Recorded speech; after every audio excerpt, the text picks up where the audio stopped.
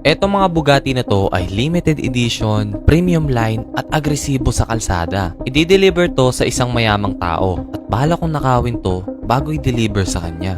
Pero bantay sarado ang mga to, pati na rin ang entrance dito. Kaya nagpanggap akong pulis para makapasok. So yan guys, kung makikita nyo naman, isa na tayong pekeng pulis. At meron pa akong isang problema guys kasi wala tayong police car. So paano tayo pupunta doon? Diba wala tayong police car? So kailangan natin ngayon maghanap ng police car. At may papakita ko sa inyo guys. Para talaga panggap na pulis na tayo, meron ako ditong taser. Ayan o, meron tayong taser dyan guys. At pupunta tayo ngayon ng police station para kumuha ng police cars. Kinakabahan ako guys kasi baka mamaya malaman nila na peking police tayo pero mukha namang police, di ba? Ayun o, naglagay ako ng mustache para hindi tayo makilala.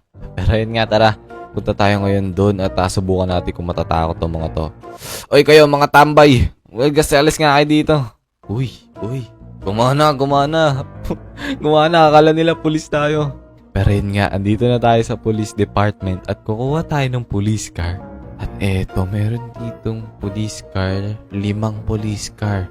At wala namang police, mukhang busy yung mga kapulisan natin. At simulan na natin to dito. Dito tayo magnakaw. Okay.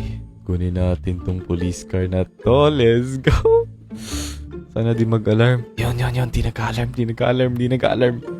Okay, wala naman nakakita sa atin. Wala. Okay.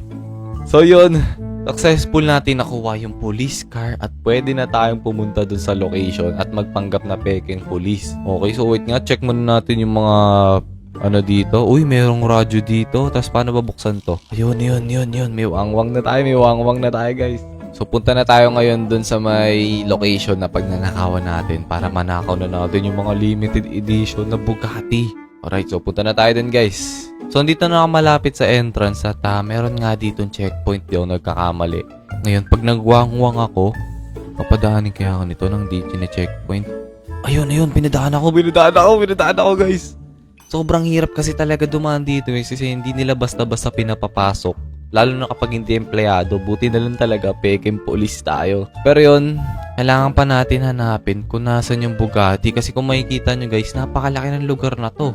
Ayan o, hindi ko alam kung nasan dyan yung Bugatti. So kailangan natin mahanap agad yun guys kasi paalis na siguro yun at kailangan nang i-deliver. Kailangan na natin magmadali ngayon guys. Tabi.